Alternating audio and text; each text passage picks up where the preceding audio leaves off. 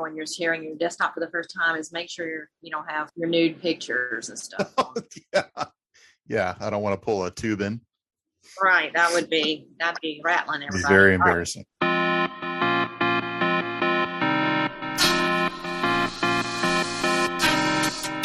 Hello and welcome to the Super 70 Podcast, episode 28, I, the Worst of All.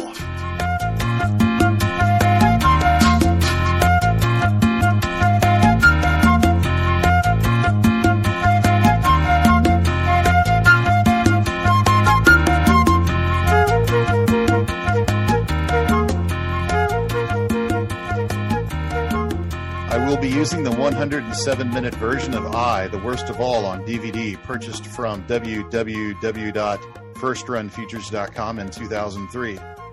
That copy is $13 online.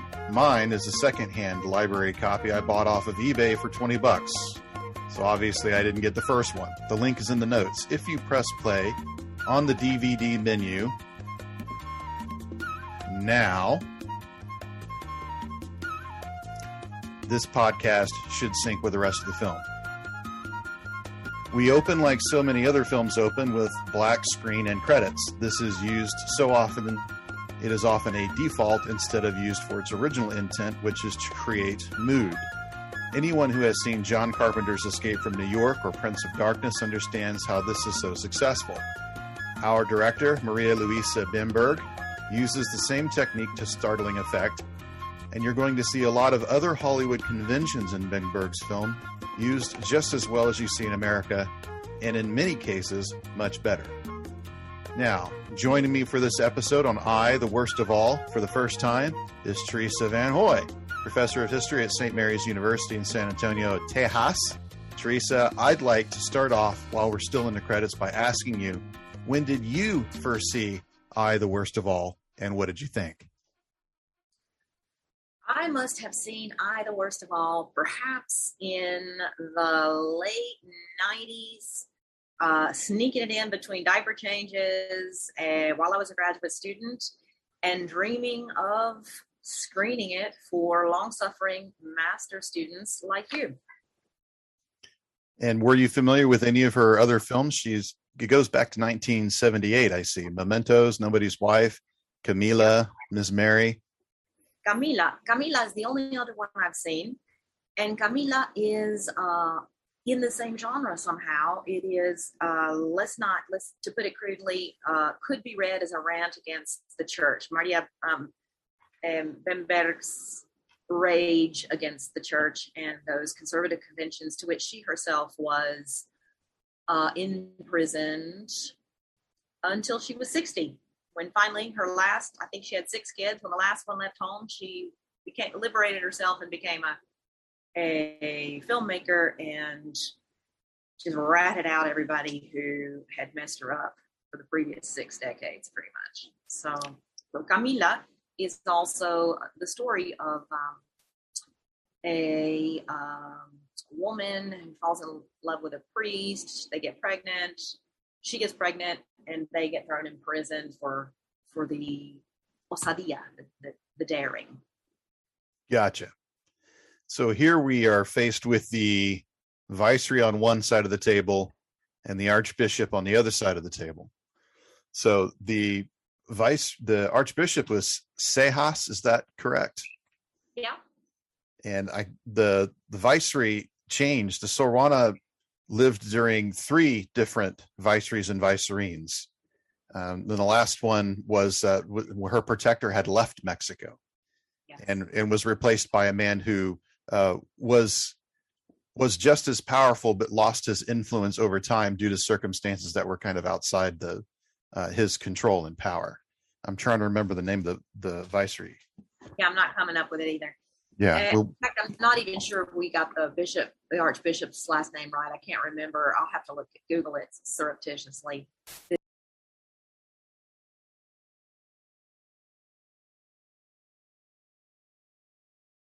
Yeah, I think it's Seijas.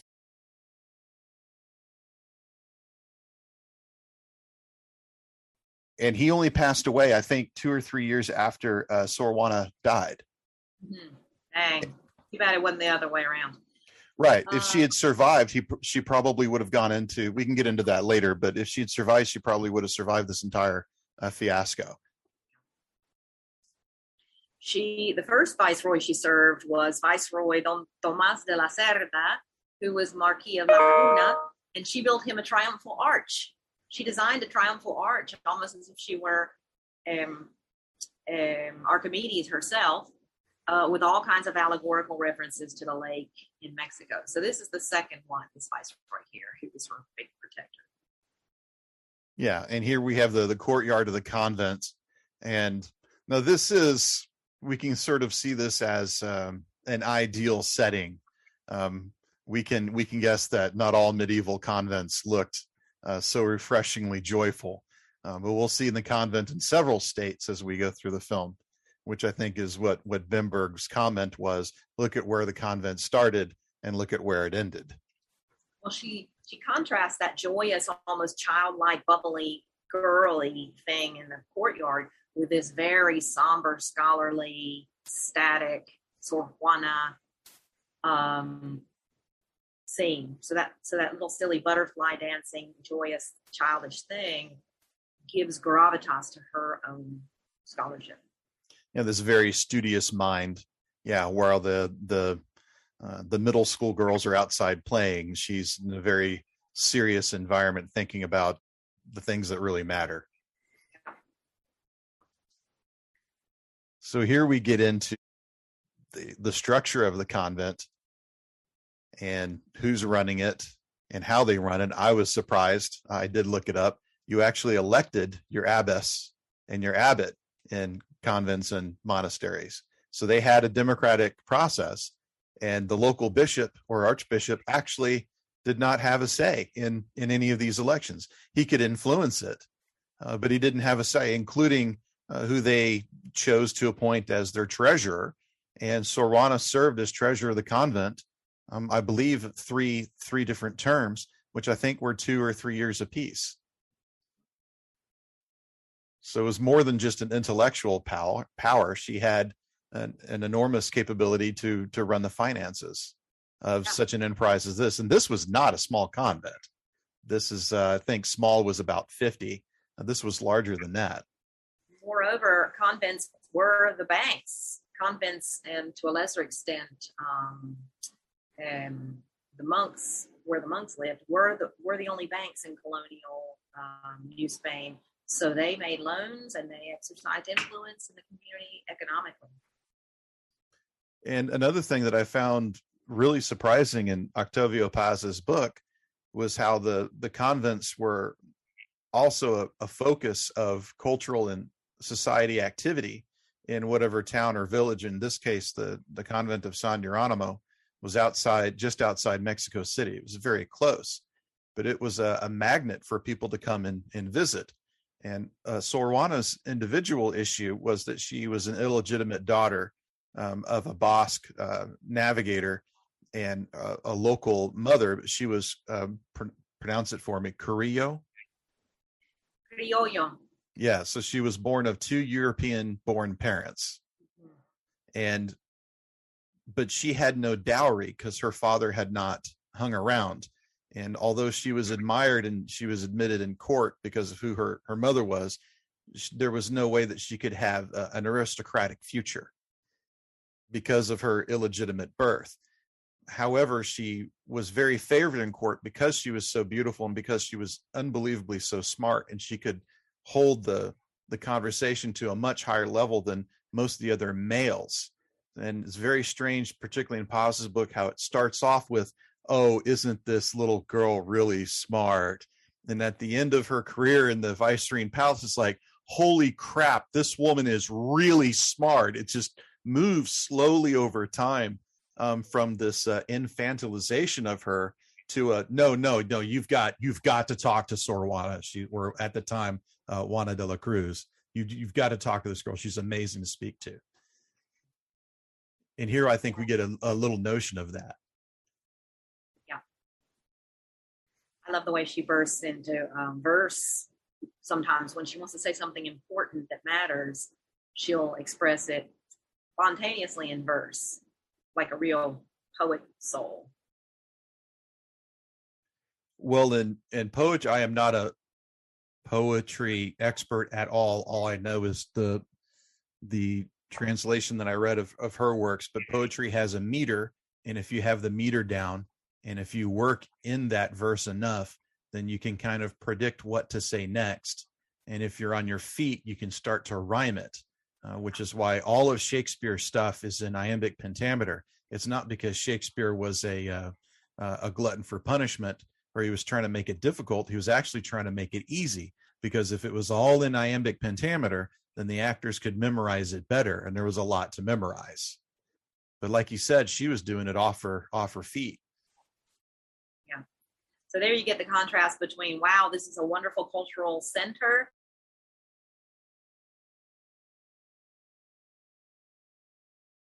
We get again that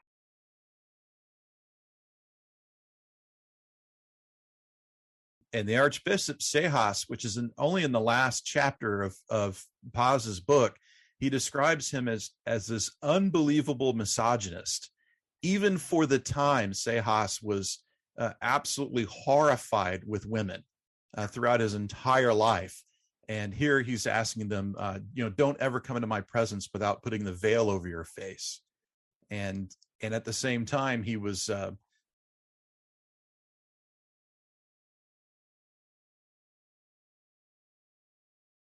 only person that he spoke with it to. And notice that Bemberg has him elevated. He's up a few steps higher. After this exchange, he has his secretary. He refuses to take anything from their hands. And then he has the secretary swing the incense to purify the air from the stench of woman body. So this is kind of Bemberg communicates extremely well and visually his contempt for femaleness and women's bodies, as well as just women themselves.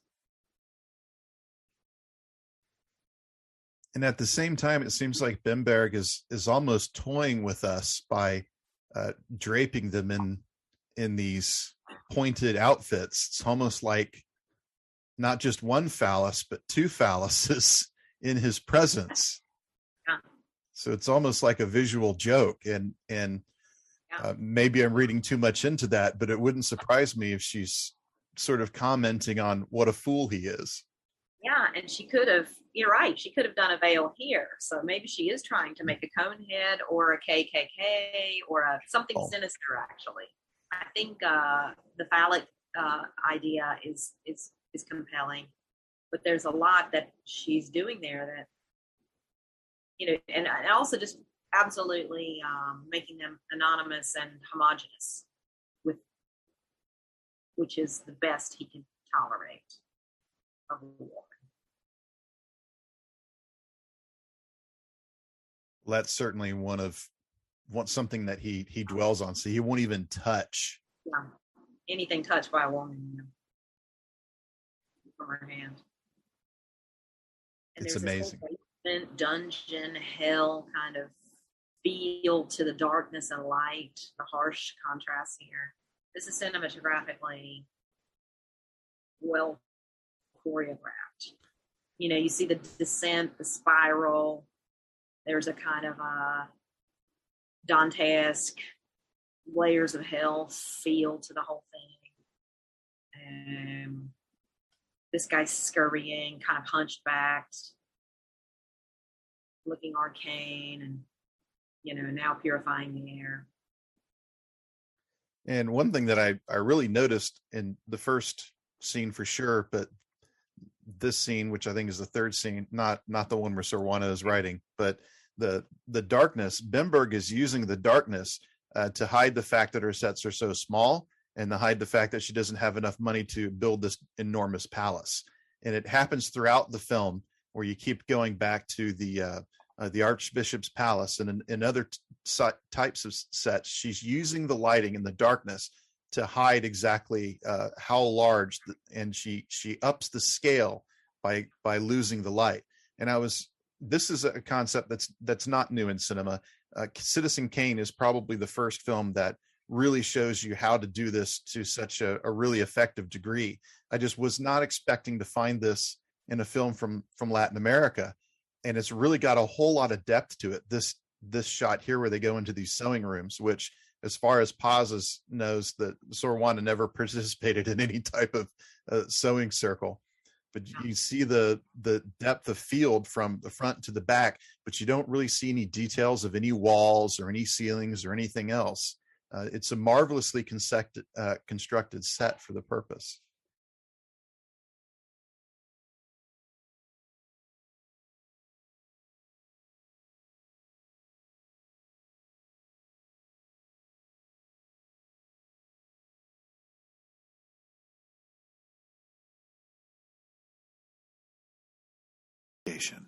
And we'll be back soon. Because, Sor Juana had a slave. Sor Juana had servants. So Bemberg was worried that we would be unsympathetic to her if she went into those details. So she made it look like she was being attended by her niece. Remember, Tia? She kept saying aunt. And then by including Sor Juana in this scene, it makes it look like, well, she doesn't regard herself as superior to the rest of them or privileged. She's just, one of the chicks doing the needlework with everybody else. And even the abbess is doing needlework. Now, let me tell you, that wasn't going to happen either. So Bemberg takes a few liberties with the really strict social order that they have in order either to move the plot along so that they can do a conspiratorial whisper gossip thing here, or to win our sympathy for her being a regular chick. Yeah, and we shouldn't. We should also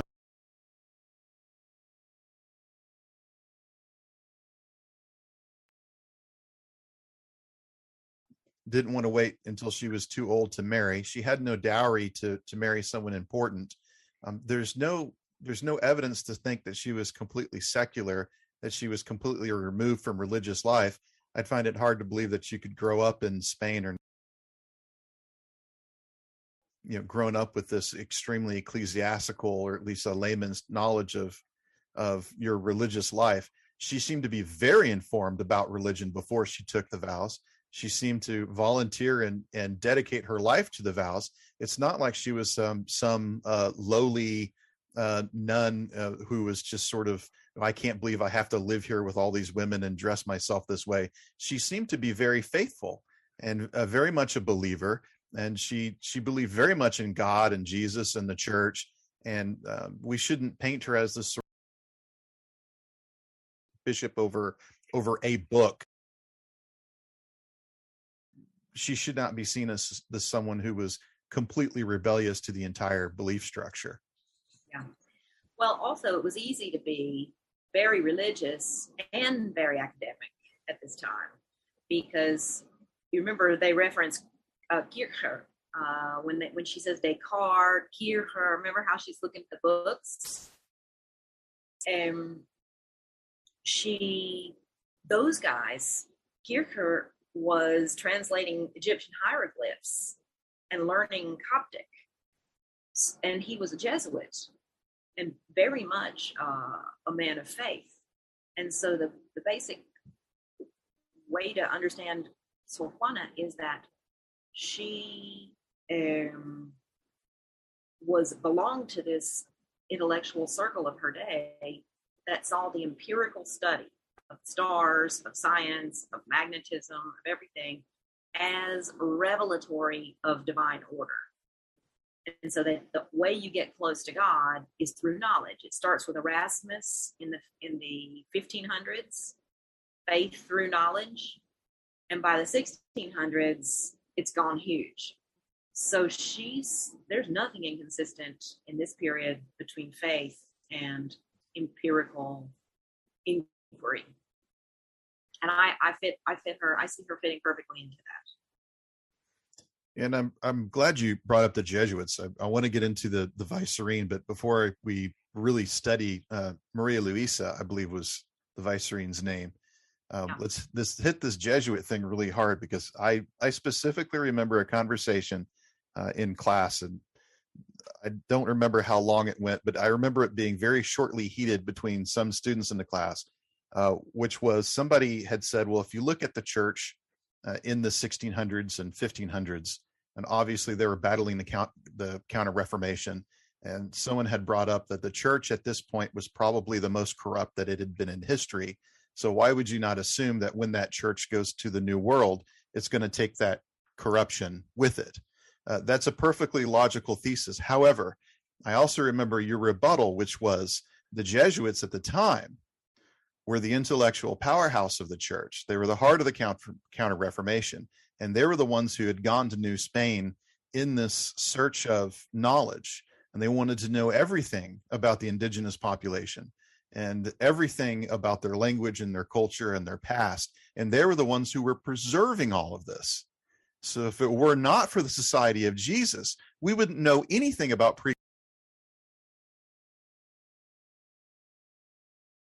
And the Franciscans. The Franciscans did it first, then the Jesuits got there and continued that work, intensified.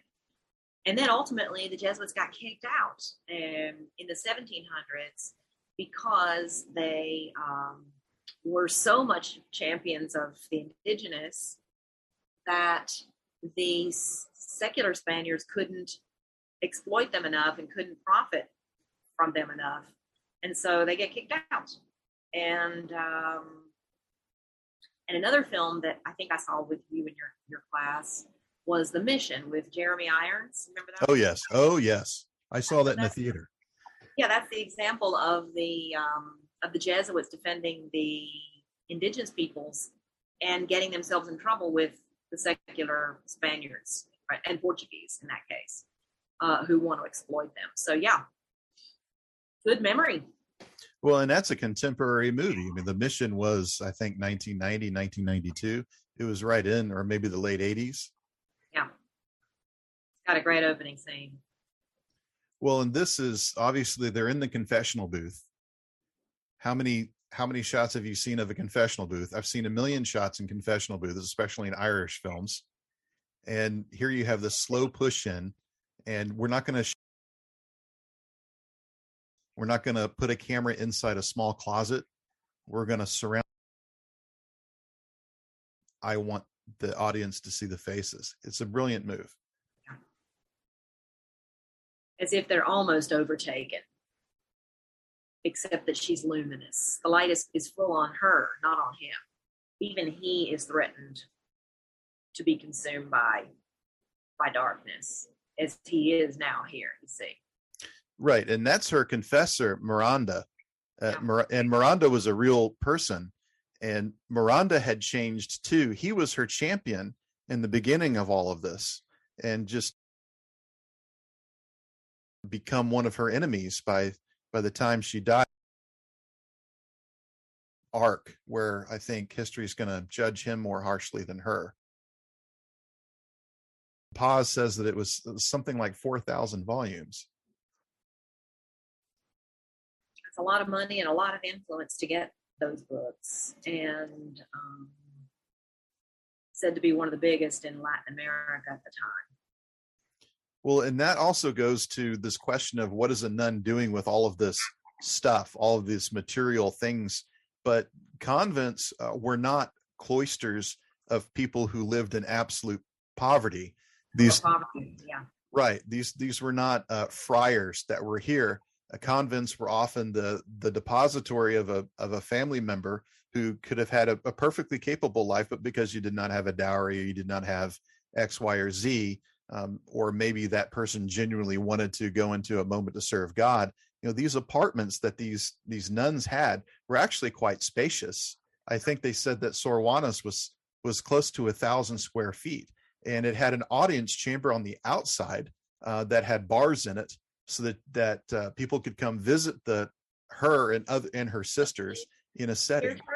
Did you see how it said Kircher just then? Kircher? Yes. I just wanted to say that these were not, they weren't living in cells. The convent was not a dungeon.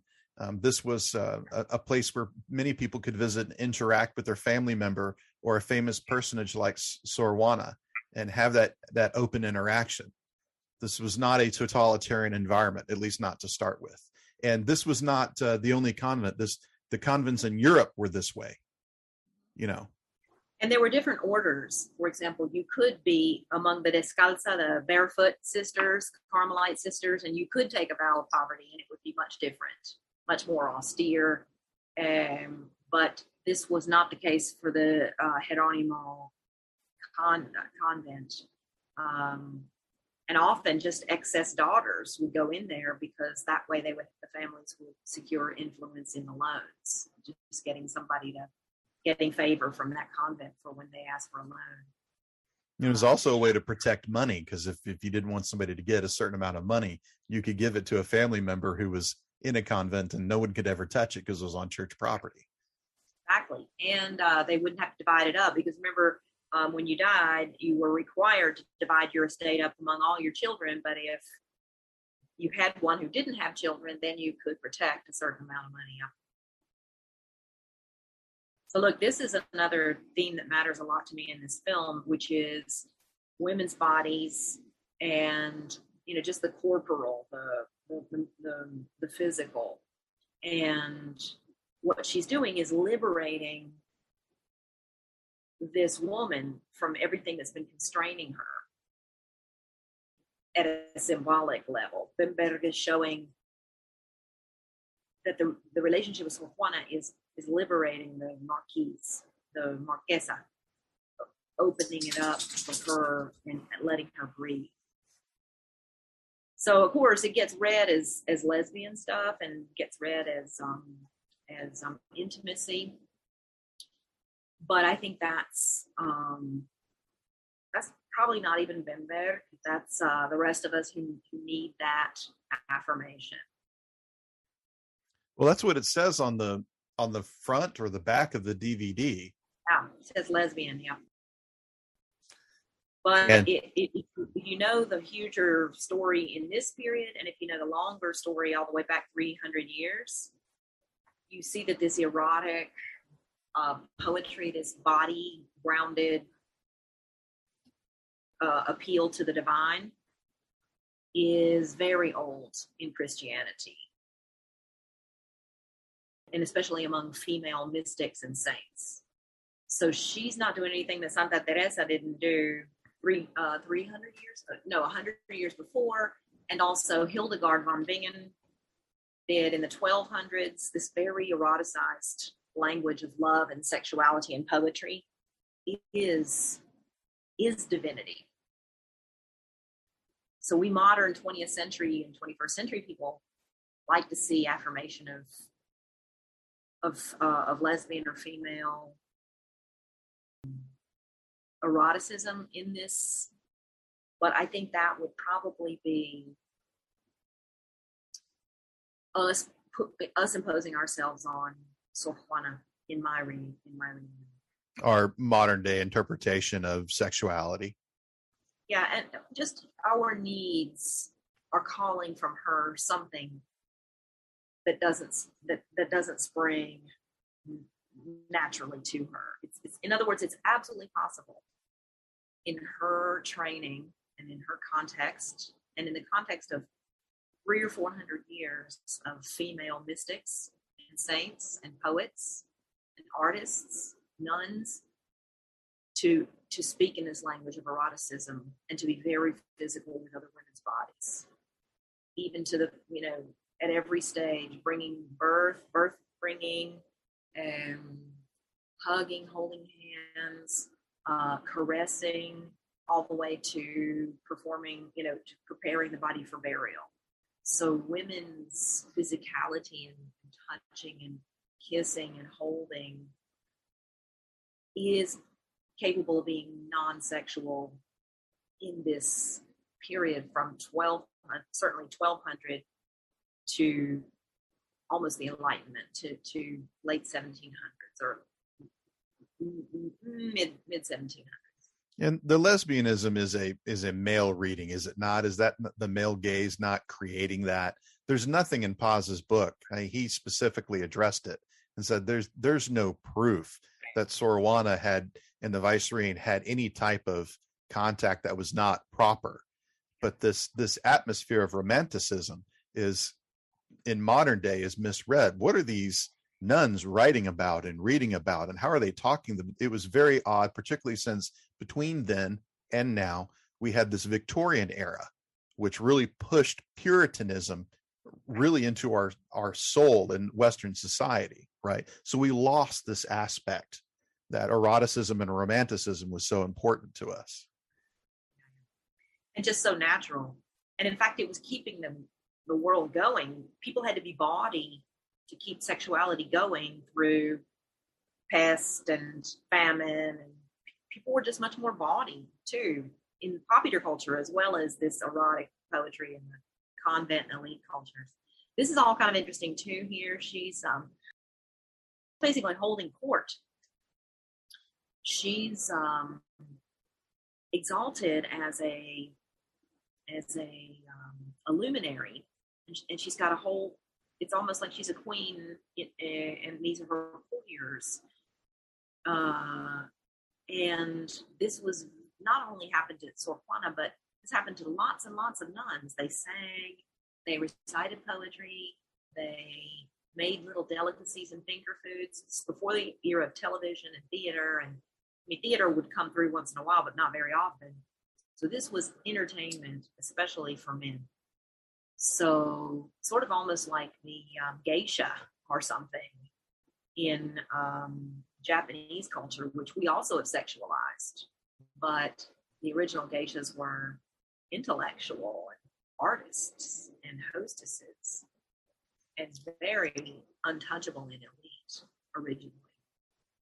These repetitive shots of the men, Miranda is not there, but I think Segeza, who's one of the, again, a very real person that knew Sor Juana and respected her immeasurably. It just recalls like a Vermeer painting with the way that their white collars are and so forth. Yeah, nice. That's a good eye there, Dylan. Or Rembrandt or someone like that. I find it hard to believe that Bemberg didn't do that on purpose. She's deliberately constructing these images of contemporary painters. Rembrandt was not too long after this in terms of time of Sor Juana's life. Notice this gift. First of all, in the opening scene, it's very intensely bars. So the Mexican bird and the bars. So it's speaking to her as kind of a caged exotic bird is sort of, for me, the way I read it. And then she puts it on and she says, Moctezuma falls prostrate at the feet of the conqueror. Well, that's when she becomes both Montezuma and the conqueror in some ways. When she dons this headdress, because of course Moctezuma also had plumed headdresses, which is now, by the way, in Vienna. You know that, right?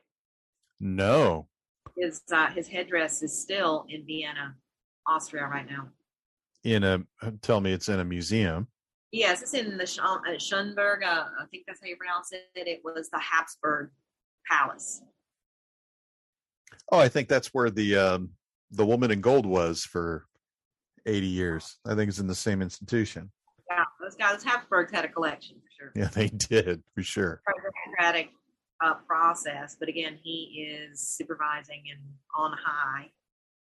And look how it's serpentine. Bemberg, she could have done that line so many different ways, but she actually made it look serpentine. Some kind of sinister thing is happening. She's delivering the sinisterness of this vote. And then you get the same sinister thing with the new abbess exalted on the shoulders of the other ones. So it's funny how she plays with serpentine imagery as well. Serpents come up more than once in this film. Well, isn't there a serpent on the Mexican flag? Oh, yeah. There is. That's a good point, too. But I think that what's happening here is she's playing with the Christian notion, serpents as evil. Because at one point when they talk about women, they say, every time they're quoting somebody else, and they say, every time a woman speaks, I fancy I hear a serpent hissing. So Bemberg works a little, kind of works that imagery of serpents a lot, which I kind of fault her for, because she sort of seems to be accepting the Christian notion of serpents as evil, which is a shame. Next up, we're going to see an apple on her desk, a really big one. That's a joke.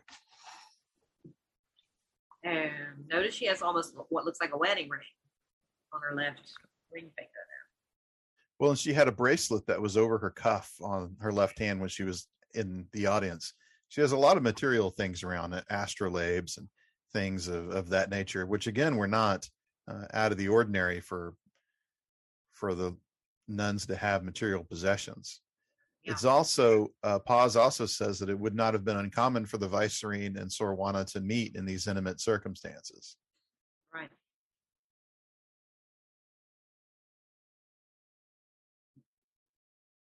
And you see here the protection is given of, you're not going to mess with this specific person. Yeah.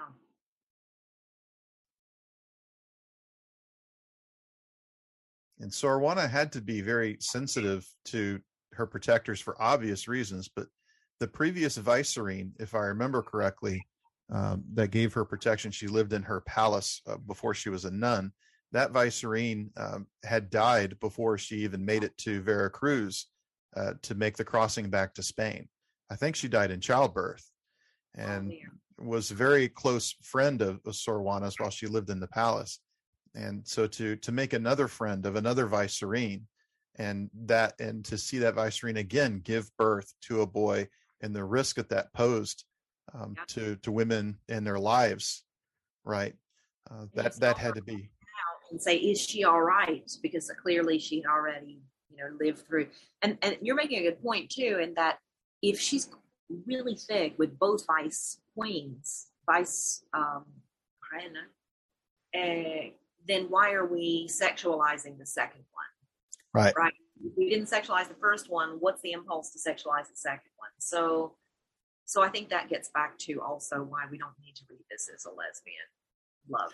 Yeah, nobody said anything when she lived in a palace as a single young girl with another Viceroy and had free access to her and her ladies in waiting. There's nothing that suggests anything improper during that time period. And that Viceroy loved her so much that she put her up there as for that big exam, the examination, the academic examination. So here's where she runs out and says, "Is she okay?" When they hear about the baby being born. Right.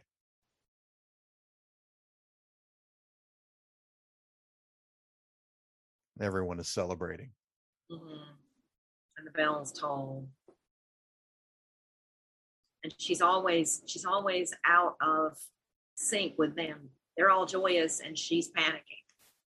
Or they're all joyous and emoting and she's dropping to her knees and praying. So Bemberg is keen to show how she lives really apart and in a different world from all these other nuns. Interesting. And of course, I keep trying to find the pool of water in every shot. And I was raised Catholic. So of course there was, anytime you saw water in anything, you're trying to read into, okay, why is water in this situation? And in many cases in this film, it's probably just water. Right. Well, no, because that tree had significance. You remember the tree where she falls asleep in the middle of, she falls asleep at night at the base of a tree, and that tree is very stark. That's the tree of knowledge, I think, is what we're supposed to be reading that to be. So I work with your water thing. Well, a tree needs life. So I don't know how they did this. This is very clearly, you see the shadow of the tree on the floor. And I guess it's supposed to be moonlight. Yeah. It's coming down. And this might be suggestive to some people. Why is the Viceroy in the convent at night? Yeah, there is that. But also see how luminous she is with her bracelet and her eyes and the Viceroy. And there's also a modern day conception of the Middle Ages in general, and probably Latin America during the Middle Ages even more so, just being this very dark period. Now, I say Middle Ages, this was the 1690s. This was not the Middle Ages. Early modern period, but I Right. Yeah. And this is the day before the Industrial Revolution. It feels medieval though, this whole dynamic. Right. And all these men lined up, and this looks like an Inquisition. And I give severe props to whoever did her hair for this scene. Yeah, that's intense. The Shirley Temple of all of that. But here Bemberg is making, I think, a really robust statement about men dominating, interrogating, controlling, and yet she can't be dominated, controlled, or trumped in this by them. So that's a kind of a nice one. Now notice the one on the end is a woman. That's probably the Viceroy, and yet she's dressed a little bit like a man too. So I think Bemberg is saying, look, it's not just Sor Juana who's challenging these things. It's these vice queens too. It's even her mother. Her mother had 6 kids. Juana's mother had 6 kids out of wedlock. You know, that was back in the day when you could get yourself condemned for refusing to marry. So, especially elite women, obviously you could get away with it better as a peasant woman. You could get away with out of wedlock child rearing and bearing. Well, it's such a scary time. Yeah, with the Inquisition. Yeah. And for women, it's a scary time to get pregnant, to give birth, to not know if you're going to live past your first child or your second child. Russian roulette is what it is. Yeah. Hemorrhaged it right there. Well, and unfortunately, we live in a state that is going back to New Spain in terms of their policies towards women, unfortunately. Rolling women's bodies seems to be, again, the rage.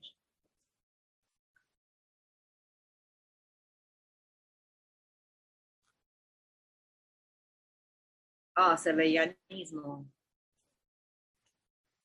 They're specifically discussing heresy. And once again, we have to reiterate, Sor Juana was not deemed a heretic. She said nothing that was heretical. The Inquisition was never even bothered by her. And the Inquisition was in New Spain. It sat in Mexico City. So if she had breathed a word of anything like that, they would have been on her instantaneously. I think that Segeza was a part-time member of the Inquisition, if I remember correctly in Paz's book. And these people were well known, and none of that ever came up. It was a theological difference of opinion. Yeah. Well, and then this thing is kind of weird too, because this just shows the classic thing where men are trying to control her and take advantage, and yet she dodges out and flips it. She ends up taking the lead and then turning away without objectifying herself. Mm-hmm. Or the moment. This is something that I want to do because I want to remember this because it won't happen again. Yeah. And because I'm exploring everything. I'm a student of all things, and this is the thing that I'm happy to study. That you're not going to pounce on me and take anything that I don't want to hear. I was really amazed in reading about her. It reminded me of the story that you could probably tell and change the character to Sor Juana, which this guy was walking through on a farm and ran into another man who was standing by the fence, and he greets the man, and they start talking about the farm, and then this traveler finds out this guy knows everything about agriculture. That's pretty impressive. And so the farmer says, where are you headed off to? And he's, I'm going to this church in this town. the traveler says. And then the farmer starts talking about all this theology, and oh my God, this for a farmer, this guy's really well known about theology. And then the traveler says, after that, I'm going on to New York. And then of course the farmer starts talking about, oh, the architecture in New York is amazing. And so the traveler goes on, and he goes to the church and starts talking to the church people in the nearest town, and says, I met this farmer on the way up, and that guy seemed to know everything about everything. I was really amazed at him. And so of course everyone in the church said, oh, well, that was Thomas Jefferson. And I seem to get the same sense of Sor Juana. She knew a lot about astronomy. She knew a lot about the sciences. Like you were saying, she was reading Kierkegaard. She seemed to have a very well-rounded, she was a Renaissance woman. Music. Yeah, she was on the quest to know everything. And that was what many of her contemporaries were on the quest to know. They explicitly stated it. And it seemed possible at the time. Everything was connected. This is before our day of, well, my specialization is this, so I don't have to know anything about anything else. And the idea was to detect with empirical inquiry, the pattern established by the divine, and that covered them. There was no heresy there, because the empirical led to and reaffirmed and inspired greater devotion to the Well, if you were uncovering God's truth, how could it be wrong? Yeah, exactly. No matter what your methods and your debates and your erotic poetry. So look, these women are furtively copying and ratting around. So I kind of hate that Bemberg needed to resort to this treason of women by women. You know, the whole thing could have happened without any women having betrayed her. And I rather think it did. But Bemberg, her job is to make the film sell, to make people interested. So she has to create conflict. And so if she has intrigue in the convent, if she sets a bad, mean, ugly abbess against the sweet, lovely, nice abbess, if she has some sneaky people, nuns, mistreating the nice nuns. In other words, she kind of makes conflict happen, which isn't historically grounded. And we have to let her get away with it because she's trying to make a film. But I do find it sad that we resort to these things. In other words, when drama has to be driven by evil women, it's like you're sort of sabotaging your own purpose in making the film in the first place. I see that. That's a good point.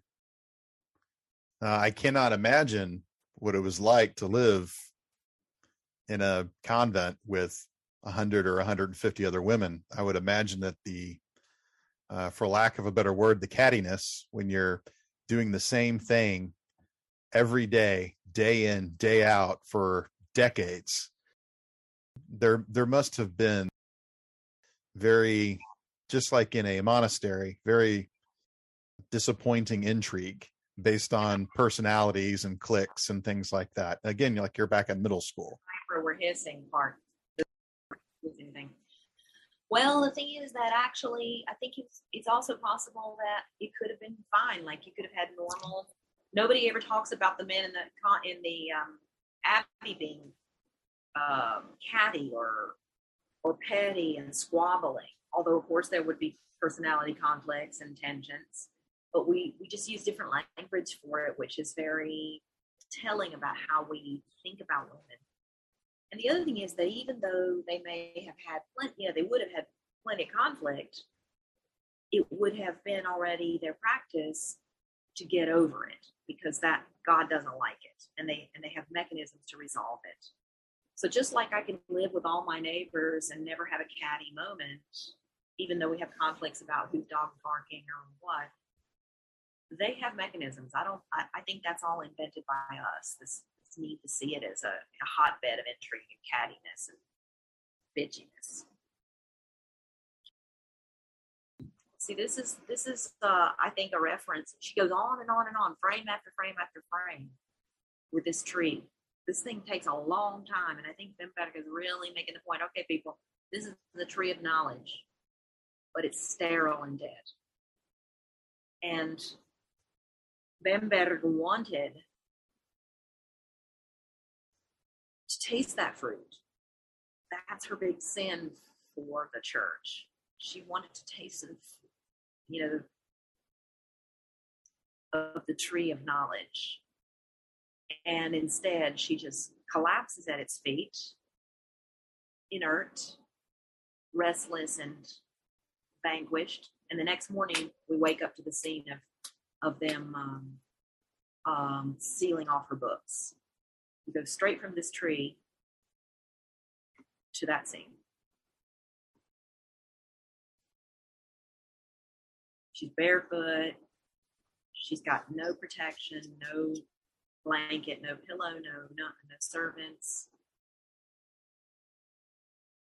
And there it is. Yeah, the wax seal. Yeah. So Bemberg is really saying, look, she just couldn't do it. She couldn't get away with it. And it's a real turning point. From now on, it just gets worse and worse. Well, and she gave some of her books away. She donated them to certain people or gave them to certain people. And I think that was the great majority of her collection because they asked her to, or she was required to do so. But then I also see that the day after she was buried, the Archbishop sent a team to go take everything out of her room, including all of her books. They confiscated all of her property.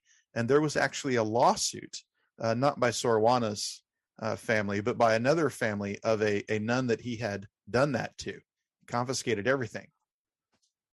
And that lawsuit went on for years. I didn't know that. That's awesome. Yeah. Paz writes about it in his book. And it was finally settled with his estate because, like I said, he died a few years afterwards. See, now this right here is weird because here again, Bemberg is dramatizing something to try and make it. Because remember how she said her books were her children and her astrolabe and her lute and all that? So this is her miscarrying. This is her losing her baby when the books are taken away from her. And so Bemberg is resorting to this female maternal imagery and kind of foisting it unnaturally upon Sor Juana. It's kind of ironic that she's forcing her to be maternal, which she refused to be and didn't want to be. She's forcing her to experience loss in this, miscarrying female kind of way. And so I know she has to make the film work, but I'm disappointed again in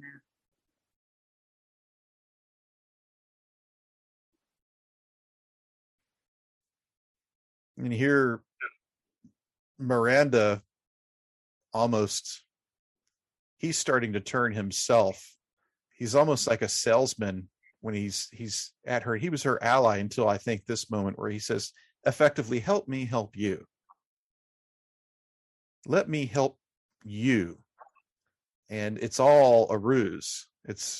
I wouldn't so much call it a conspiracy or a plan, but even this statement, the devil is subtle, right? He disguises himself to resemble God. Search for knowledge is that. It's the devil's work, a disguise for the devil. And so you're right. That's a big moment of betrayal on his part. So you shouldn't search for knowledge, because if a woman knows too much, it's the devil's work. Yeah, the devil gets her.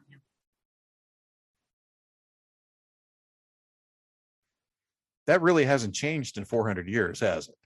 No, unfortunately. Well, I mean, at least, I mean, you remember Timothy 2, in the Bible, there is 2 Timothy. It says, I suffer not a woman to teach me or to speak to me or to be an authority. And that has been used against women being teachers and being, seeking knowledge for all these centuries. But it is true now, there's more girls in college than there are boys, and the faculty, at least in certain disciplines, are half and half or more. So we have gotten somewhere, but only in certain countries. Certainly, there's countries in Africa where girls in school, there's countries elsewhere where girls in school are being heavily attacked on religious grounds. Afghanistan, so we have to be constantly vigilant and supportive of our females and of everyone, girls and boys. Everybody's being denied the chance to learn. It's just too dangerous and too hard to control them. And so we make college cost a fortune. We make public schools really underfunded and not important to any of us. When is an adult ever, just an adult professional ever helping out in school? It used to be all the time. And so I feel like education is under attack for all of us, not just for girls. Well, unfortunately, it's my belief that in doing that and in damaging knowledge of women, whether it be in the 1500s, 1600s, or even today, you're damaging the male psyche too, because you're telling males it's okay to think that way. It's okay to feel that way. It's okay to treat women that way. Well, that's not acceptable for men to think that way. And if you're treating women that way and you're saying it's okay, it's only going to go on. And it's going to hurt you too, as you say. The other thing is that every time I see misogyny rear its head historically, it's always a ruse by somebody else to control men, to say, look, you don't have to earn good wages. You don't have to compete with me politically. You don't have to join my country club because you are king in your own house. That's where your power is. You exercise your power over your women and children, and then you're man. And so, for example, slaveholders told white men that they could control their white women and could be superior to black men and women because they didn't want them to chat. They wanted to distract them with that power, with that pseudo power, and not actually compete with them for real power. Like, look, you got power. Go ahead and exercise your power. And meanwhile, I'll exercise all the power, the economic, the political, as slaveholders, male white slaveholders. So every time men get thrown those bones of, yeah, you're better than your women, it's really a veil, a mask to keep them from noticing that actually they don't have any power. They're really poor. They're really exploited, and they're really duped. So misogyny actually works to hold up a social system where everybody loses, male and female, as you said. Well, and isn't that in the situation that Sor Juana is in? So she criticizes this essay or the works of this Portuguese Jesuit. Yeah. Her essay is exposed without her consent or knowledge. It's published. The Archbishop gets pissed off because he is a fan of this Portuguese Jesuit, and he clamps down on her because he is trying to do what? He is trying to control what people think. And by people, we mean the men in the church and who work for him or who work in Spain that he might go back to, et cetera, et cetera, et cetera.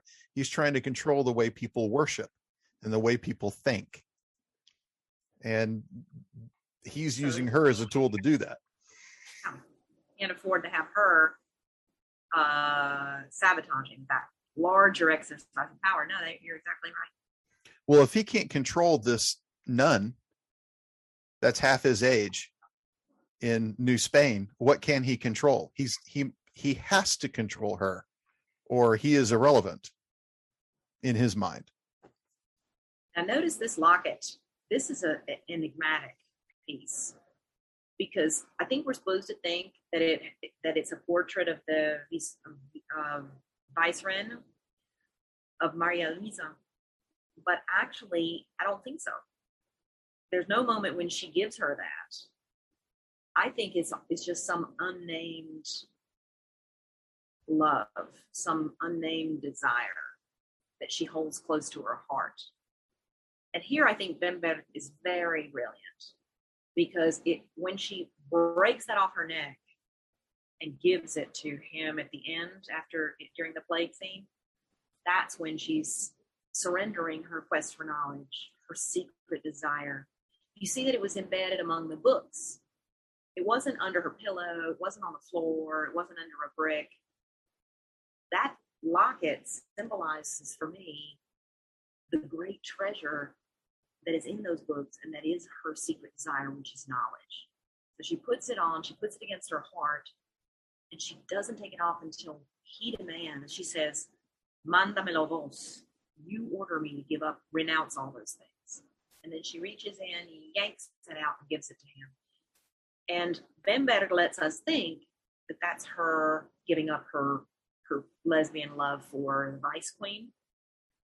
But actually, it's something much more powerful and older, and that is her love, her hope for knowledge, quest.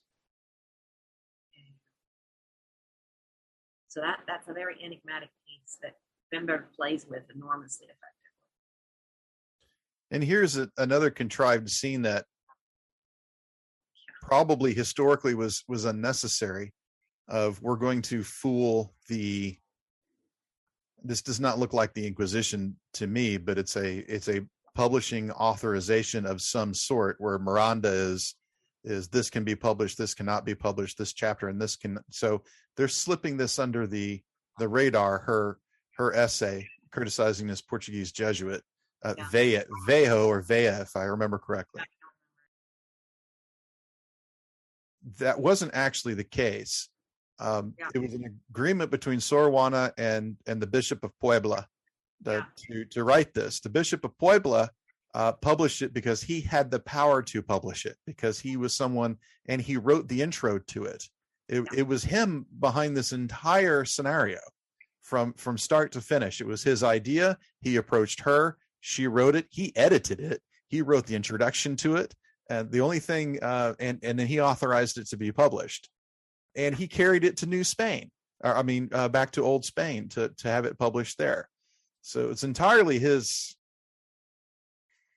doing. And he was the one who wrote the Sor Filotea framing of it. Also artful of her part. So they were having a joyous scene, and then the ball gets thrown to a third party, and then you introduce the tragic moment. Like, how do you introduce the tragic moment that the protection is gone, is leaving? She does a beautiful job right there. And their term is up. Yeah.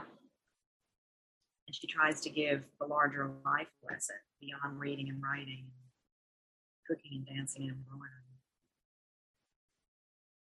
And then that's very quickly taken away. Enough of that. Something more important. Yeah. That perception and curiosity is God-given, and it's the work of God to follow it. And that's her case. Male or female, but that's the whole case. So Bemberg works to get that in there, but most of the time she has to resort to these pseudo-lesbian things, or this pseudo-women conflicts, or this pseudo-women private sufferings. A lot of times she sort of sells out, but in this moment she keeps pure. And she actually says intelligence has no sex in this very scene. I have to ask, because I wouldn't presume to know, how was this taken in Argentina? This film is famous throughout Latin America, at least in the 90s. I mean, how did the audience view this film as a gender equalizing medium? I would say fabulously well, because Have a dream of a huge, luscious, creamy root beer float? Well, if you haven't tried one with Mug root beer, start drooling now. Mug old-fashioned root beer in the new twist top bottle. it was fabulously well received, because you have to remember that this is the period when the mothers of the Plaza de Mayo are marching against the dictatorship in the 80s and bringing it down. So female power and women investigating and researching and asking questions and pushing is a hugely popular thing, perceived as freeing Argentina from the death grip of the church too. The church was complicit with the dictatorship. You remember the official story. So that priest went with her husband to kidnap the baby. So this whole thing has enormous resonance in Argentina of this time period. And Bemberg, I don't know for sure, but my hunch is that she too is rebelling against the dictatorship and the conservativeness that kept her marginalized and kept her having 6 kids. And now finally the dictatorship's over. She's 60, the kids are grown, and she just busts loose with the rest of Argentina. You know, at that time, in 85 or so, all the men let their hair grow in Argentina. Nobody had short hair, because that's what the soldiers had had. So if you see the soccer players in Argentina, if you see anybody in Argentina, everybody had long hair, signaling, look, we are not with the church, we're not with the government, we're not with the military, we are breaking free. And Bemberg is working in that tremendously exhilaratingly liberating. We're not conservatives. Exactly. We are pissed. We are, women power. And it was women who brought down that dictatorship. So, no, this is, Bemberg gets this golden moment. And sueño, by the way, you see how it says primer? Yeah, it's the first dream. It's the first dream. Primero sueño, not primer sueño. You notice how it's primero sueño. That translates, everybody's gotten it wrong. That translates as first I dream. That does not translate as first dream. First I dream. Primero yo sueño. I dream. Primero sueño. If it had been first dream, it would have been primer sueño. Oh, it's the O. It's the O that signals to us that she's saying first I dream. The first I dream of God and the great cosmic order, and then I research. So that whole primero sueño is her. It's a as she says in this film, it is my exploration of the great act of knowing, the great adventure of knowing. Primero sueño, first I dream, and then I investigate, I research. So she's grounding herself in the cosmic order, in the divine, in the thing that is irrational, which is dreams and music and all of that. So I hate it when I see it, including in this book by 2018, Autos Sacramentales of Sor Juana Inés de la Cruz, where they translate it as first dream. No, it's not first dream. It's first I dream. Well, that's the same in Paz's book too. He says first dream, right? Yes. Yeah, but he's not saying it. It's Margaret, what's her name, who translated it, who's got it wrong. Oh, right. No, you're right. Yeah. Because I read it in Spanish a million years ago. And of course, he's saying primero sueño. And then she translates it in 92 or sometime. He writes it in the 80s. Yeah, Margaret Sayers Payden. Yeah. So, audience, a huge favor if you make that clear. That first I dream.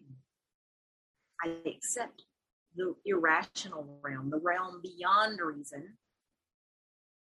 And then I begin my rational inquiry, the great adventure of reason, knowledge, and research.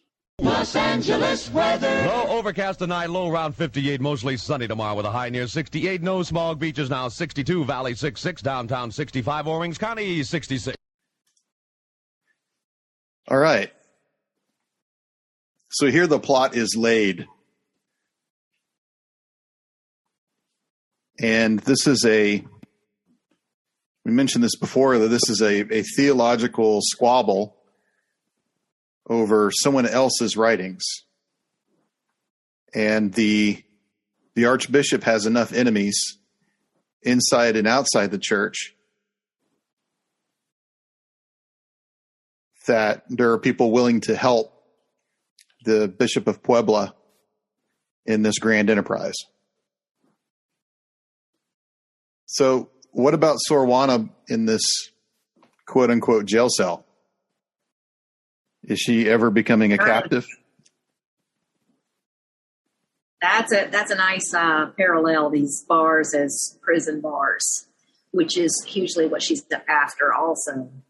And that quote that she just gave about what the greatest gift God gives us is not, the greatest favor God grants us is not granting us our favors. That quote there.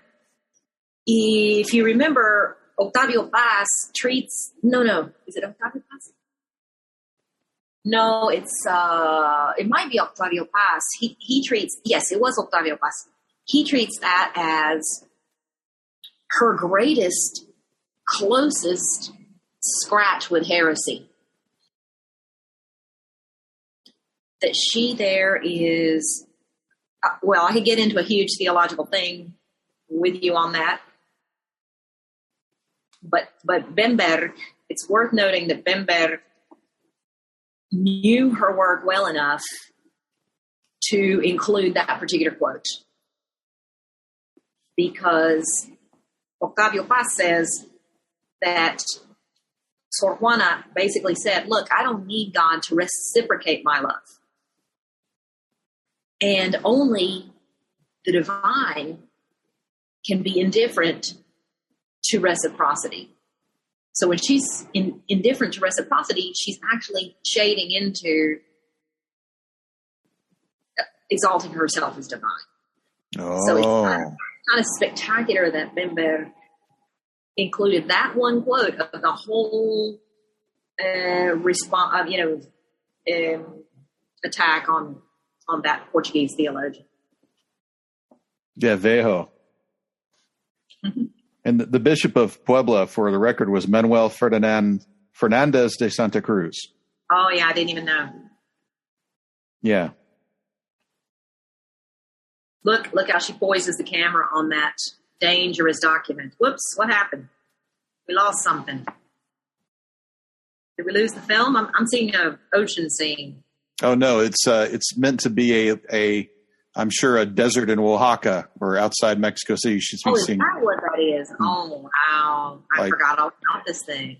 Because I believe her mother passed away. And now she didn't walk on, yeah. Right. So this is the glimpse of the other Mexico here. So here she is mothering her mother, becoming something like a mother. This is the only time we see her in that maternal role. And this is the conversation, if I remember correctly, I couldn't subject myself to a man. Yeah.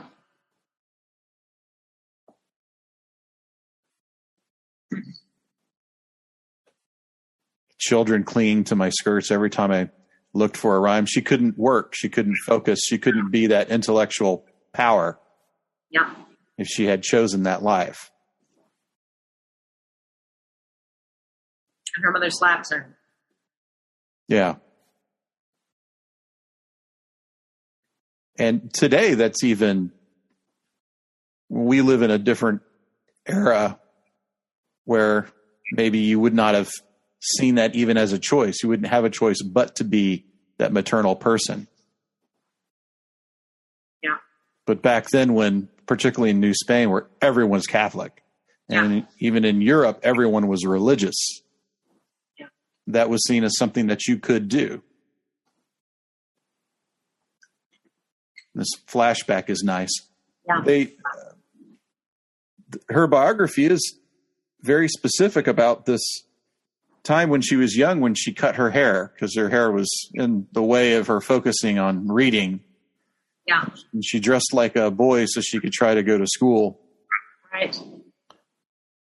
Dressed as a nun, yeah. Yeah, just Bemberg underscoring the paucity of options. Yeah. And Paz writes, he said, using Jesuitical ideas and procedures, Sor Juana attacked a Jesuit, one of the most illustrious among them. Her attack was not directed, like Pascal's, against a doctrine, but rather against a person and a group. In its published form, the Carta was preceded by another letter, a sort of prologue addressed to Sor Juana and signed by Sor Filotea. Is that correct? Yeah.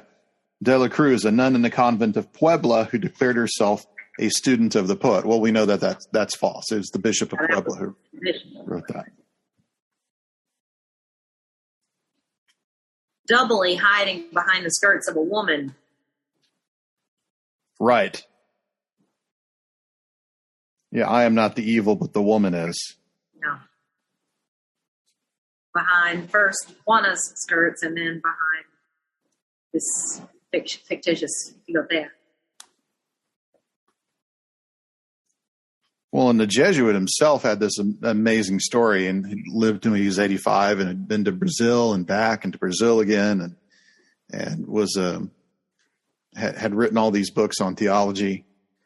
And I was just trying to find it. It was only a paragraph, but it was just the most amazing story. It reminded me of Ignatius of Loyola and everything that he had gone through, walked from Paris to Rome on pilgrimage on foot. You know, it was this crazy story. Yeah. There's a lot of those stories. Kircher is another. Now we get a very brief moment that Bemberg includes class. That was a very brief nod to class issues, and Juana being sympathetic to class issues. Well, and if I remember correctly, New Spain had encomienda, as that was it was called, the rigid class structure where you had the Spaniards, and then you had the Peninsulares, the people who are from Iberia, and then you had the Criollos, who were Spanish, but they were born in New Spain. And then below that, you had mestizos, who were mixed race between the Indians or the indigenous and the Spaniards, and then mulattoes, who are mixed race between the Spanish and the either mestizos or Africans who were brought to New Spain. And then below that, you had the Africans. I think very roughly that's very specifically and rigidly. Yeah. The encomienda was a land grant system early in the days of the colonial period, but this class structure you described endured the entire 300 years. Right. Right. And it was a legal class system, like India had for hundreds of years. Yeah, a caste system. Yeah. Versus the unofficial economic system that we have in the States, where we're going to pretend we don't have we don't have a legal system that says this, but in reality, we're keeping everyone kind of in the same rigid hierarchy based on how much you make. True. Very good. And race. And race, yes. Overlaps so much. Absolutely.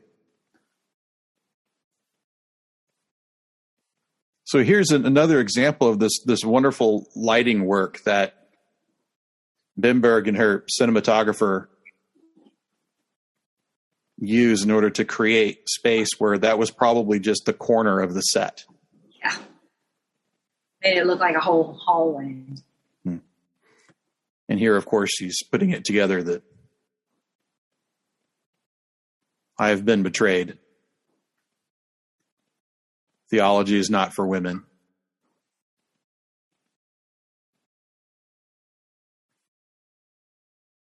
And here's the word worst. It's the first time in the film that it's actually uttered. Here is the worst. Yeah. And Sor Juana had apparently used the phrase, I the worst of all, several times throughout her life in her journals and in her poetry and in her essays. I hadn't known that. Never knew that.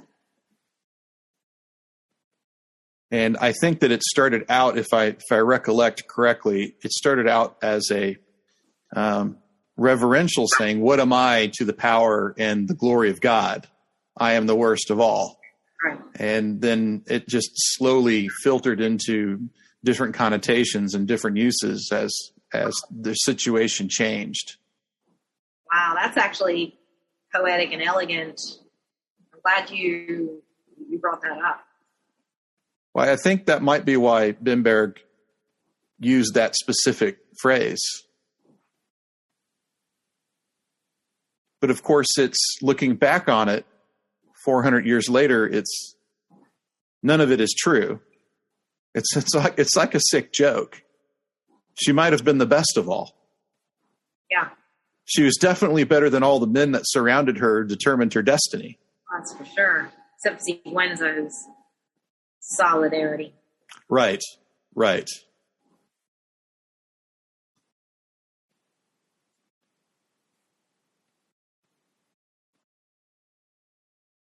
He said, I am the bishop. Don't shout at me. Right. And here, of course, is the first mention of the Curia and my relationship with the Curia. And now we're getting at the heart of the matter, which is none of this is really about theology. None of this is really about what we believe and how we pray. This is really politics. Politics. Exactly. To quote Father Guido Sarducci, the comedian. Yeah. Right. Politics. You need 5 miracles to be a saint, and 3 of them are card tricks. Man, see, they translated First Dream there too. And there's a skull on this table. Oh, that was classic. You know, San Jeronimo, Saint Gerome. I think it was one of the Desert Fathers always had a skull on the table. It was part of the anatomical, and it was 2 things. It was part of the anatomical research, but also it was a reminder that everything is fleeting and our destiny is that. So it's an humbling thing. Don't think you're so cool because you're going to end up like that. But that was a classic Desert Fathers, great saints of the church kind of move. And here she is claiming it for herself, which is significant. Did you notice that it went off like gunpowder, the desire to learn in her? And the thing that she was penning there was her answer to Sor Filotea, which is her most autobiographical work, if you've ever read that. It's probably in the compendium that you have. Yeah, it's at the end of the selected works, translated by Edith Grossman. Yeah. It sure is. Here's the confrontation, and the bars are ever present now. Well, what's huge now is her insisting on thrusting her body into his space, her humanity, her flesh. So this is well, and Bemberg has moved for the first time in the film. Bemberg has moved the camera 180 degrees into her cell, and we are looking the other way. Previously, if we were seeing her in her cell, we were still. It was almost like the lens was right through the grate. But that was the first time we had seen the people on the other side behind bars. It's almost like through their actions and accusing her and putting her in this situation, the men are really caging themselves, at least intellectually. I love that. That's elegant. I hadn't seen that, and I really appreciate that. Yeah, now they're the ones behind bars. Yeah, right. Very, very astute of you. Will you never stop scribbling? Just stop writing. As if he thinks, if I can just stop her from writing, I can stop her from thinking. And being. Be quiet, woman. You know, I mean, at the end of the day, be quiet, woman. It's the most insulting thing.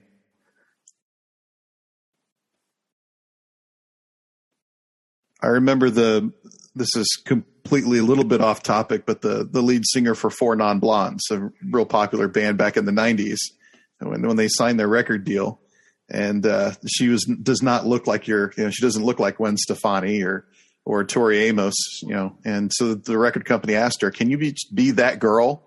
That girl who just shows up and does her job and goes home. And she said, no, I can't be that girl. And I won't be that girl. I won't be anything that you expect me to be, period. Yeah. And as a result, they didn't get another contract. Wow, depressing.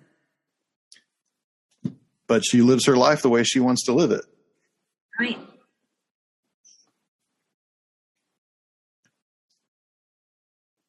If I weren't a woman, my theological impertinence would not matter. And time and again, no matter what book you read, that keeps coming up. These discussions have been going on for hundreds of years. This was nothing new. These theological debates were nothing new. The only thing different, they were having these debates in New Spain. The only thing different was that this was a woman who was bringing up these debates. It's my favorite line from a bastard. Yes. The only thing that could be worse from hearing this from a woman is hearing it from a bastard woman. And here she's actually touching him. She's defiling him with her womanhood. Shape. Yeah. And he loses his crutch. She almost makes him fall. You're the one who has the devil in your heart. And here's his response. Icy. Find yourself another confessor. Right. Miranda finally gives up on her. Yeah.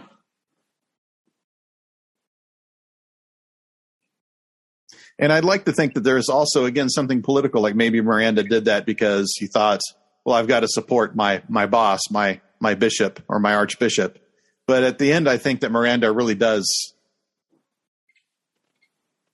see things the way the archbishop sees it.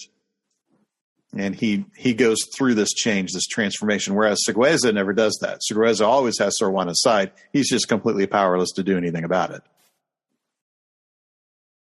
And all that folds and folds of fabric, all that despondency. Well, obviously there is something in the dress of the convent of, to hide the body, to hide the female form. Christianity is not the only religion to have a dress code for women, or at all. There's almost no difference between her and them. Her being dead and them being dead. Yeah. It's almost the same energy level. You saw kind of catatonic. Yeah. Nobody was moving at all. Not just the deceased person, but none of the sisters were. Like a foreshadowing. Again, we get bars. And light and dark. Some kind of gatekeeper figure. Well, right. And so if you can't build a gate and you can't afford to show the front of the gate, what do? Show the reflection of a gate against the ground. Yeah. It's a brilliant device. And I swear that all these sets she's using are probably sets from, possibly some TV soap opera that was filming at the same time, and she probably reused them. Recycled. Right.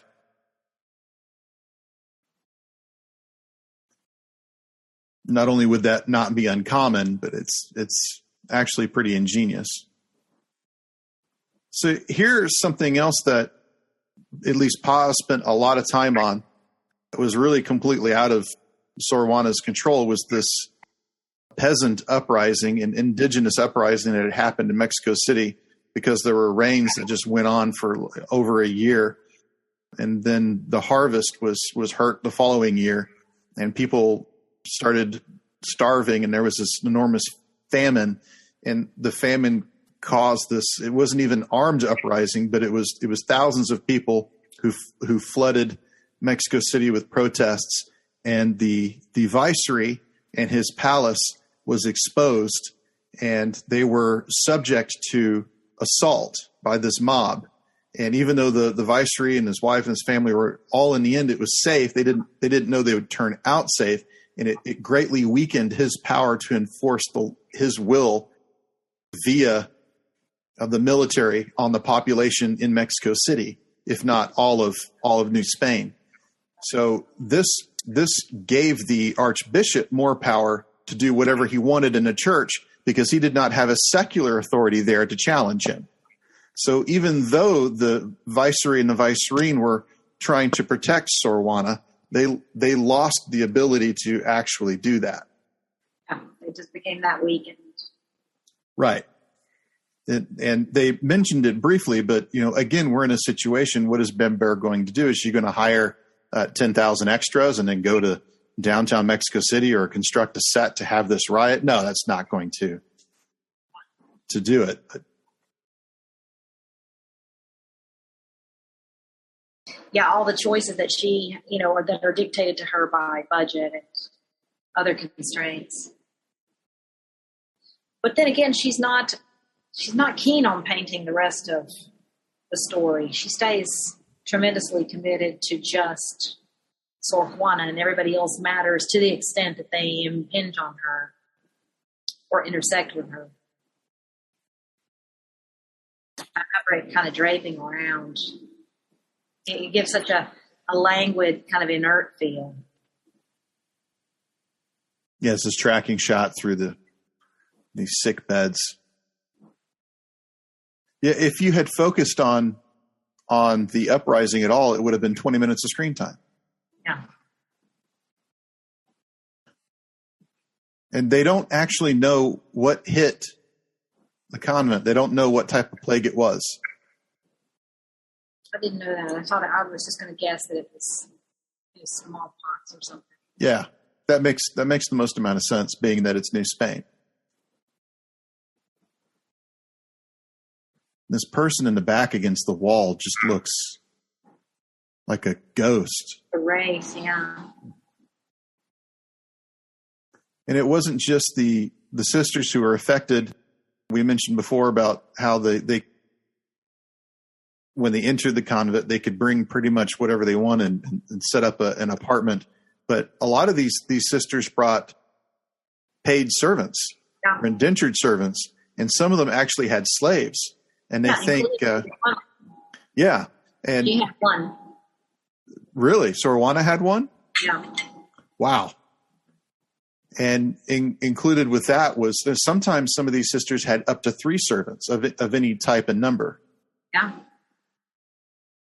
And so you're not so if there's 50 sisters, you have to think that perhaps there's 150 plus people, because the convent doesn't operate by itself. The convent hires people to work there as well.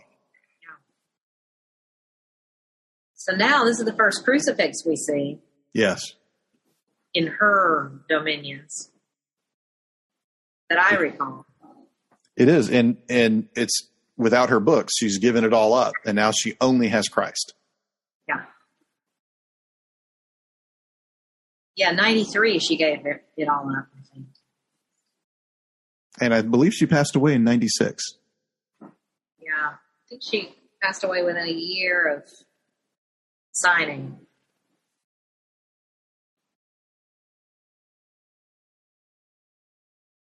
Her confession or her renunciation. And that skull was on the desk again. Oh, everything. Whereas it wasn't prominently featured back when she was doing well. So good point. That's right. I hadn't noticed that at all.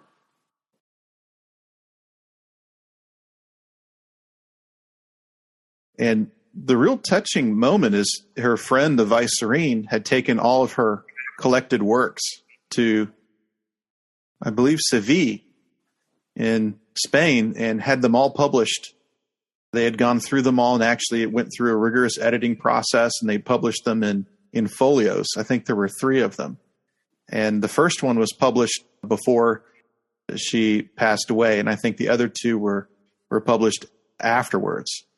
including the third volume was the Philotea controversy and the first I Dream. Correct me there. You got it. Okay. First I Dream. Right. And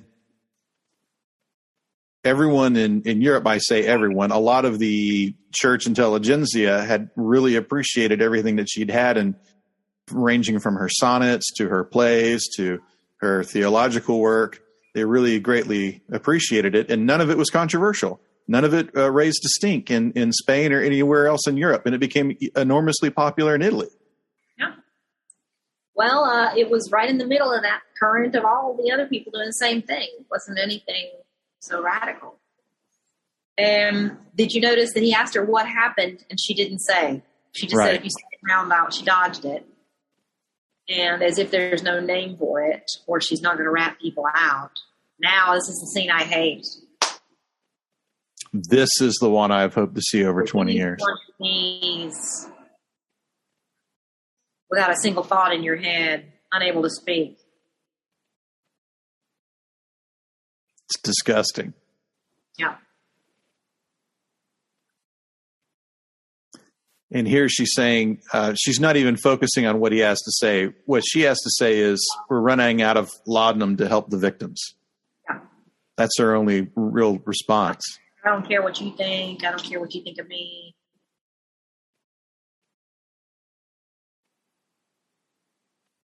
And he's abandoned her.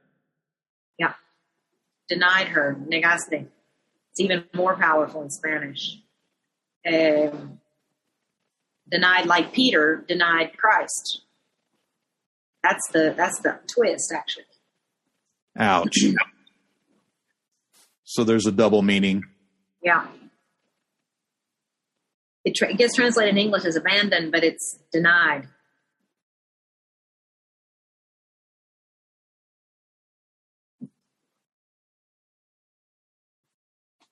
See, now they look still pretty peppy.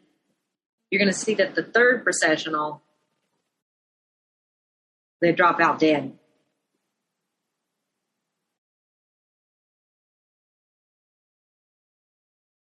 And here's this enclosed space where the confessional takes place. The confessional doesn't take place in a booth. Here it takes place out in the open. Yeah.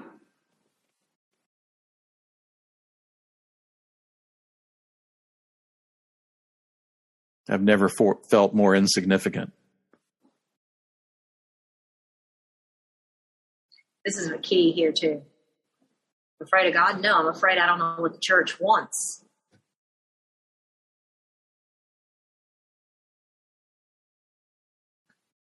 Well, that's key when you have a regimented system like that. That invokes fear and invokes a lot of wondering about what everyone else above you is thinking. Yeah. And you try to cater your thoughts and your actions that you can survive. Yeah. Fear of not knowing how to live in the church. Yeah. What does the church want of me? It wants a different one. He said God wants a different one. Those are two separate desires. Yeah. It reminds me of everybody waking up in the middle of the night in the 1940s in the Soviet Union, wondering, what does Comrade Stalin want of me today? Or none. Did you see that? A different one or no wanna, and then that's when she becomes no wanna, ninguna. So this is the flagellations. Each processional gets worse and worse. Bemberg is tracking the intensifying nature of the crisis through these processionals. Yeah, a reenacted passion. Yeah, good. And the Archbishop was a flagellant. It was once a week. He would flagellate himself. Wow. And he wore a hair shirt. A hair insert. Depressing.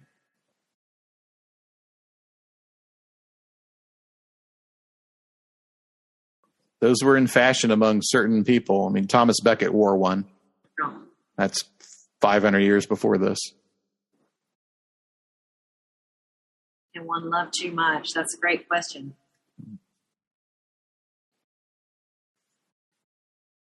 And here she's equating loving a person, loving a human being with loving God. That seems like such a logical conclusion of belief, but not in the hierarchy that she's in. Right. God, in her reckoning, God made her capable, in fact, required that love of her, inspired that love in her.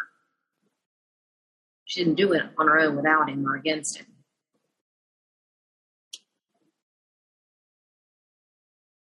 Command me to do some. Mándame los voz. Yeah.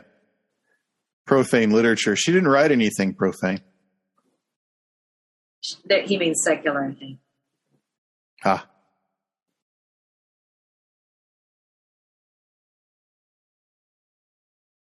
Diabolical ideas. I'm guessing that's the letter in which she defends a woman's right to learn and a woman's right to knowledge. That's pretty diabolical. But notice she doesn't say, yes, I renounce. She says, you command me to. Yeah.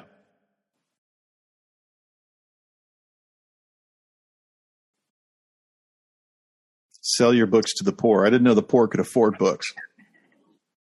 No, he said for the poor. So oh, okay. Money goes to them, yeah. Theoretically.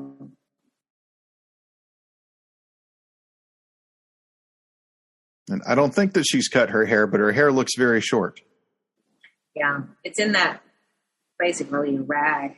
It's under there. Well, everything is so dark and so gothic. Yeah. Here comes the locket. Yeah. The last thing she has. And that is her renouncing. That's her renunciation. The final one. No.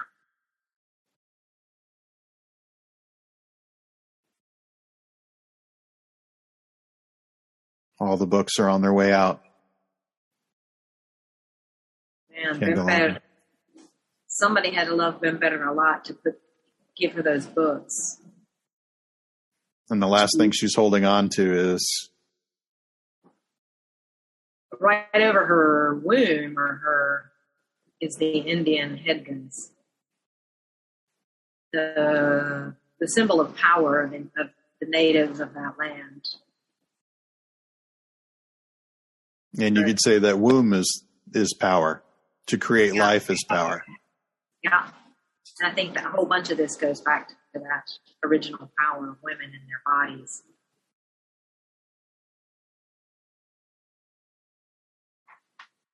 And still it's raining.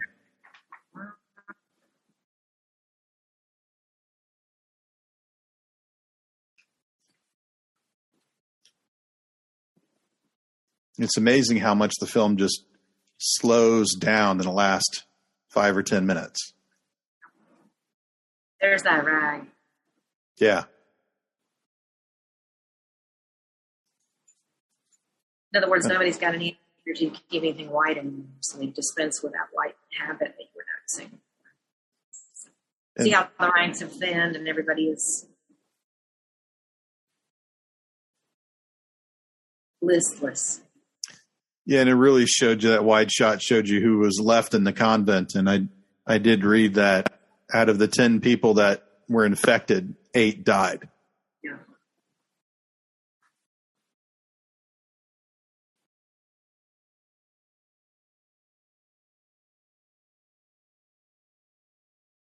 And this is a punch to the gut as to how lively she was in the first few scenes. And you just see that life sucked out of her in the last few scenes.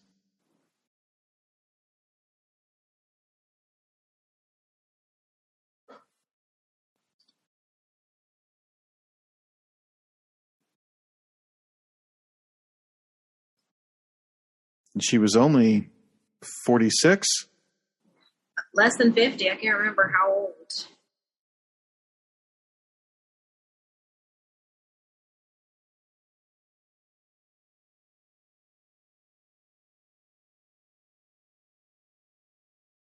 It's amazing the detail that goes into this. You can see the sweat stain across her forehead in the habit. Good. Indeed, you can. But now I see, she did it with her left hand so that she could write with her right. Right. Sign her life away. Or her knowledge. Well, it's also stigmata. Oh. That's why I asked you on. She's making a Christ-like sacrifice. That had never occurred to me. Yeah. I'm very eager to get this film in a better format. The distributor who is providing it currently in the United States and with these English subtitles actually has an apology to the beginning of the film. I'm sorry that I don't have a better copy. And it's been 20 years. So the next time I know someone who's going down to Argentina, I'm going to tell them, you got to pick up a copy for me. Yeah. And tell them to get another translator and make that First I Dream. Right. And, by the way, I have lots of questions for you later about podcasting and how you do this. This is pretty cool. I am yours. Just like Sor Juana belongs to all of us as an inspiration to what we can achieve. And how even the surrender can be itself resistance. What a wonderful film. Yeah. She could have just died. She could have just disappeared. She could have just even been burned by the Inquisition. And all of those would have been less effective, in my opinion, than signing this confession so melodramatically.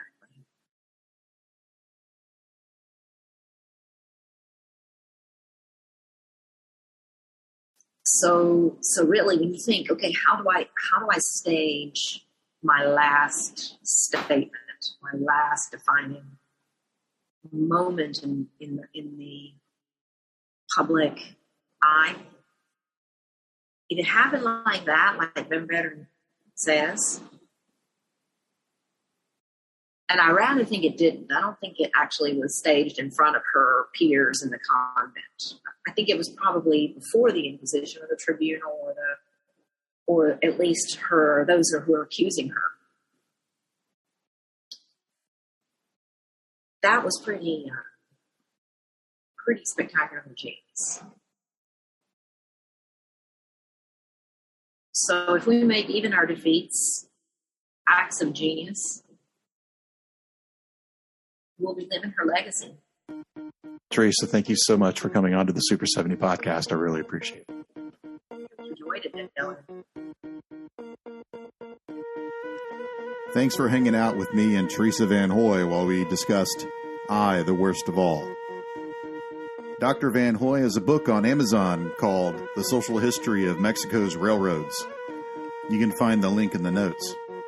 You can find me, my books, and my blog at www.thatdylandavis.com.